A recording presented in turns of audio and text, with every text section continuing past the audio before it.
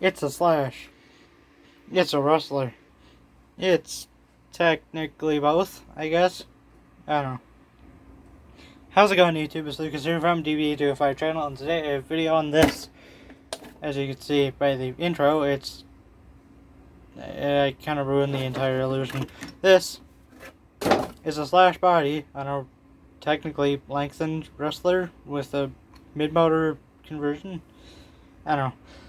Had this idea a while ago, and I thought it would be neat to move the motor from here to here, and it made the handling interesting, I guess, because the Rustler originally did a lot of wheelies with like high traction and high power, but now it shouldn't.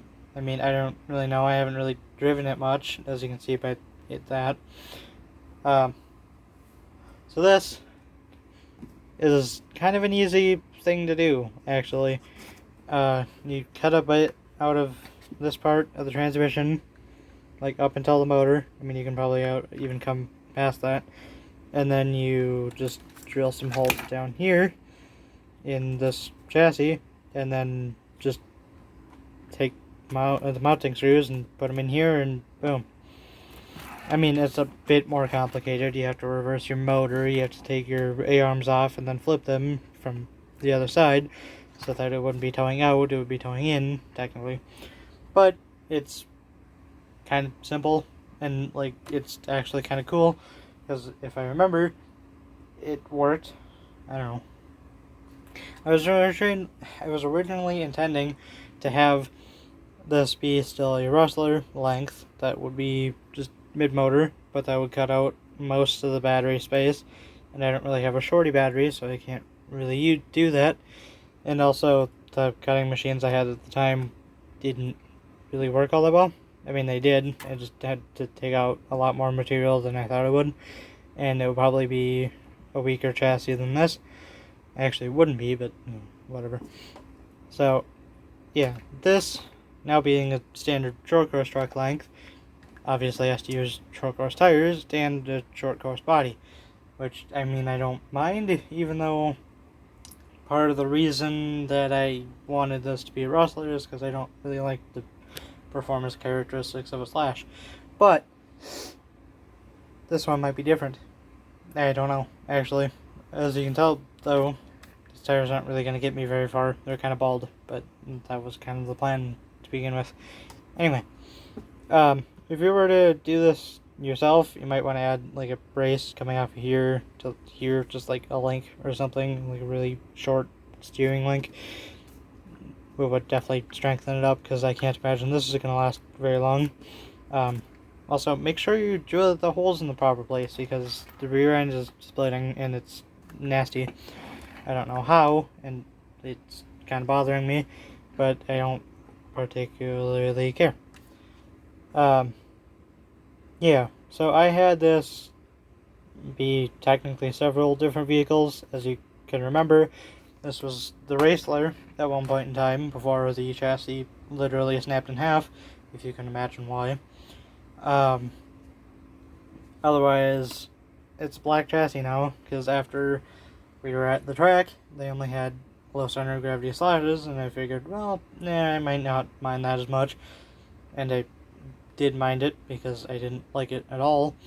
And then I just got another chassis, but then I was like, wait, mid-motor might make it a little bit better, and it probably did. I don't know. Someone will have to tell me when they actually finalize this if people actually do, because like, yeah, I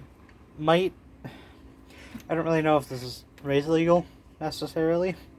Probably not, considering most of the classes out there are probably pretty strict. But a few of the upgrades that I did are just brushless. This is a castle system. It wasn't originally a brushless. I actually put screws in where the steering bell cranks are, just to strengthen them, because that was the main issue that I was having with all of them, was that they kept snapping under here. I don't know what Traxxas did with the Rustlers, but this part is just really weak. I don't know why. but this is actually the original skid plate from the Rustler. But the chassis that I took off of this, which was the low center gravity Slash, was blue, and you'll possibly see that in one of the newer videos that I have coming out as the Rainbow Bright. A very kind of expensive way to build a Slash without getting the really expensive kit nowadays. So, yeah. I don't really have much else to say other than, I mean, you pretty much just take this and flip it around. You can theoretically probably do this on a Stampede. You can probably do it on like a Bandit and probably a Slash. I don't know. I haven't really tried it other than I just did this. And it might not be that difficult just to take a metal plate and, you know, screw in where this is supposed to be so that it can mount to this. Or just have it, like, might be a bit easier, and there might be like a kit for it already that I don't know of, but I just did this quick. So yeah, that is the mid-motor Slash, Rustler, whatever. It's technically a Slash because the length of a Slash, and it probably is a Slash. So yeah, like, comment, subscribe, I guess. I'll see you in the next video. Lucas out. Bye, YouTube.